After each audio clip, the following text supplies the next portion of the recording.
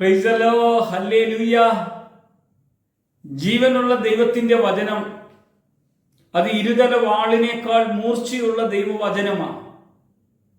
പ്രഭാതത്തിൽ ദൈവവചനം കേൾക്കുമ്പോൾ എന്തൊരു സന്തോഷമായിരിക്കും ദൈവമക്കളായ നമ്മൾ ഓരോരുത്തർക്കും. ഇവിടെ തിരുവെഴുത്ത് നമ്മെ ഓർമ്മപ്പെടുത്തുകയാണ്. കൊളോസ്യ ലേഖനം 4-ാം അധ്യായത്തില്, യജമാന്മാരെ, നിങ്ങൾക്ക് സ്വർഗത്തിൽ യജമാൻ ഉണ്ട് എന്നറിഞ്ഞ് ദാസന്മാരോട് നീതിയും ന്യായവും ആചരിപ്പിൻ. നമ്മൾ നമ്മുടെ വീട്ടിൽ ജോലിക്ക് വരുന്നവരോട് എങ്ങനെ പെരുമാറുന്നു? നമ്മുടെ സ്ഥാപനത്തിൽ ജോലി ചെയ്യുന്നവരോട് എങ്ങനെ പെരുമാറുന്നു? നമ്മുടെ കൂടെ പ്രവർത്തിക്കുന്നവരോട് എങ്ങനെ നമ്മൾ പെരുമാറുന്നു? നമ്മുടെ സ്ഥാപനവും നമ്മുടെ പ്രവർത്തനങ്ങളും നമ്മുടെ ജോലിക്കാരെയൊക്കെ നമ്മൾ എങ്ങനെ കാണുന്നു? കർത്താവ് പറയാണ്, ഇവിടെ നീ യജമാനായെങ്കിൽ നിനക്കൊരു യജമാൻ സ്വർഗത്തിലുണ്ടെന്ന് നീ അറിയണം. കാരണം നമ്മെ വിധിക്കാനും നമ്മെ നടത്താനും നമ്മളെ പരിപാലിക്കാനും നമ്മുടെ കർത്താവുണ്ട്. നമ്മൾ മനുഷ്യനെ വിലയിരുത്തുന്നത് അവന്റെ കളർ കൊണ്ടാണോ? അവന്റെ ഉയരം കണ്ടാണോ? അവന്റെ വിദ്യാഭ്യാസം കണ്ടാണോ? അവന്റെ സാമ്പത്തിക മേഖലകളെ കണ്ടാണോ? അവന്റെ കുടുംബ മഹിമ കണ്ടാണോ? അവന്റെ പശ്ചാത്തലങ്ങളെ ശ്രദ്ധിച്ചുകൊണ്ടാണോ നമ്മൾ ഓരോരുത്തരും വിലയിരുത്തുന്നത്? പ്രിയമുള്ളവരെ, യേശുവിനെ നോക്കിയാൽ നമുക്ക് കാണാൻ കഴിയും. യേശുവിന്റെ അടുക്കൽ ഒരു പാപിനിയായ സ്ത്രീ വരുന്നു. ശിമിയോന്റെ ഭവനത്തിൽ ഇരിക്കുമ്പോൾ യേശുവിന്റെ അടുക്കൽ വന്നു. അവൾ യേശുവിന്റെ പാദത്തിൽ ഇരുന്നു. കണ്ണീരുകൊണ്ട് അവന്റെ പാദം കഴുകി. അവളുടെ തലമുടി കൊണ്ട് തുടച്ചു. ഇത് കണ്ട് ആ വീട്ടുടമസ്ഥനും കൂടെയുള്ളവരും, ഈ സ്ത്രീ ആരെന്ന് നീ അറിഞ്ഞിരുന്നുവെങ്കിൽ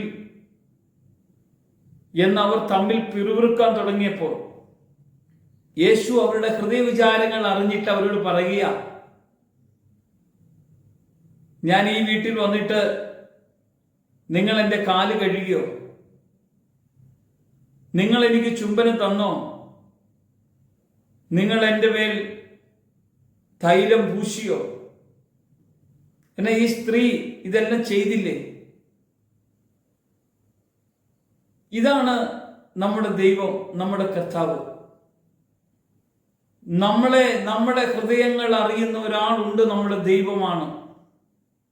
നമ്മൾ എത്ര വലിയ മാളിക മുറിയിലാണെങ്കിൽ, എത്ര വലിയ വീട്ടിലാണോ, എത്ര നല്ല വാഹനത്തിലാണോ, എത്ര നല്ല ഡ്രസ്സാണോ, എത്ര നല്ല ആഡംബരത്തിലാണോ ജീവിക്കുന്നത് എന്നല്ല ദൈവം നോക്കുന്നത്. നിന്റെ അകത്ത് ദൈവം വസിക്കുന്നുണ്ടോ? നിന്റെ സംസാരം, യജമാന്മാരെ, നിങ്ങൾക്ക് സ്വർഗത്തിൽ ഒരു യജമാനുണ്ട് എന്നറിഞ്ഞ് ദാസന്മാരോട് നീതിയും ന്യായവും ആചരിപ്പാൻ കർത്താവ് പറയുന്നത് ശബ്ദം കേൾക്കണ്ടേ? യേശു ദൈവമായിരുന്നിട്ട് പോലും അവൻ തന്നെ ശൂന്യനാക്കി ശിഷ്യന്മാരുടെ പാദങ്ങൾ കഴുകിയില്ലേ?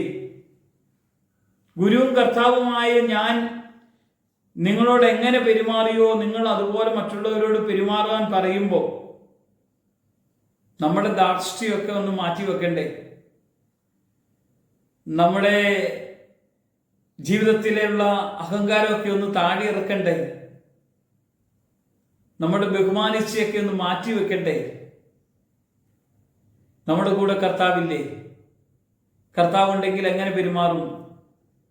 കർത്താവ് എങ്ങനെ പെരുമാറിയോ അതുപോലെ. മറ്റുള്ളവർ നമ്മളെ ദോഷിക്കുമ്പോൾ നമ്മൾ 4 പേരോട് വിളിച്ചു പറയണ്ട, അവനെന്നെ ദോഷിച്ചു, അവനെന്നെ കുറ്റപ്പെടുത്തി, ഇല്ലാത്ത കാര്യങ്ങളെല്ലാം പറഞ്ഞുകൊണ്ട് നടന്നു. നമ്മൾ അതൊന്നും വേണ്ട. നമ്മളെ അറിയുന്നൊരു കർത്താവ്, നമ്മളെ നടത്തുന്നൊരു ദൈവം, നമുക്ക് വേണ്ടി പ്രവർത്തിക്കുന്ന ഒരു സർവശക്തൻ, അവൻ രാജാതിരാജാവായി നമ്മുടെ മധ്യേ കടന്നു വരുന്നില്ലേ? അവനെ നമ്മൾ അനുഭവിക്കണ്ടേ? നമ്മുടെ കുഞ്ഞുങ്ങളെ ഓർത്ത് നമ്മൾ വിഷമിക്കേണ്ട. കുഞ്ഞുങ്ങളെ തന്ന ദൈവം കുഞ്ഞുങ്ങൾക്ക് വേണ്ടി പ്രവർത്തിക്കും. നമ്മൾ ഒരു കാര്യം ചെയ്യണം, മുട്ടിന്മേൽ നിന്ന് നമ്മുടെ മക്കൾക്ക് വേണ്ടി, നമ്മുടെ മാതാപിതാക്കൾക്ക് വേണ്ടി, നമ്മുടെ കുടുംബത്തിന് വേണ്ടി, നമ്മുടെ ജീവിത പങ്കാളിക്ക് വേണ്ടി നമ്മുടെ സാഹചര്യങ്ങൾക്ക് വേണ്ടിയെല്ലാം നമ്മൾ പ്രാർത്ഥിക്കണ്ടേ? ഈ വചനം കേൾക്കുന്ന നമ്മുടെ ജീവിതത്തിൽ എന്തെല്ലാം അവസ്ഥകളൊക്കെ കുറവുണ്ടോ അതെല്ലാം യേശുവിന്റെ കരങ്ങളിൽ കൊടുത്തൊന്ന് പ്രാർത്ഥിച്ചേ. കർത്താവ് ഇടപെടും, കർത്താവ് സുഖപ്പെടുത്തും, കർത്താവ് അത്ഭുതം ചെയ്യും. ഈ വചനം കേൾക്കുന്ന നിങ്ങളോട് കർത്താവ് പറയാ, രോഗത്തിന്റെ ബന്ധനം നിങ്ങളുടെ ശരീരത്തിൽ നിന്ന് വിട്ടുപോകും. നിങ്ങൾ അത്ര ഭാരപ്പെടുന്നെങ്കിൽ നിങ്ങളുടെ ഭാരങ്ങളെ വിടുവിക്കുന്ന ഒരു കർത്താവാണ് നിങ്ങളുടെ അടുക്കൽ വന്നത്. നിങ്ങൾ പ്രയാസപ്പെടുന്നുണ്ടോ? ഈ സമയം, ഇന്നത്തെ ദിവസം കാൽവരി ക്രൂശിൽ നമുക്ക് വേണ്ടി മരിച്ച യേശുവിന്റെ ആ ക്രൂശിത മരണത്തിന്റെ ഓർമ്മയാണെങ്കിൽ നമ്മുടെ ജീവിതം ഇന്ന് മാറുന്നേ. നമുക്ക് വേണ്ടി മരിച്ച കർത്താവ് ഒരു പ്രാവശ്യവും മരിച്ചുള്ളൂ, എല്ലാ വർഷവും മരിക്കുകയില്ല, എല്ലാ വർഷവും ഉയർക്കുകയില്ല. ഒറ്റ മരണം, ഒറ്റ ഉയർപ്പ്, ഒരു പ്രാവശ്യം ഇനി വരികയുള്ളൂ.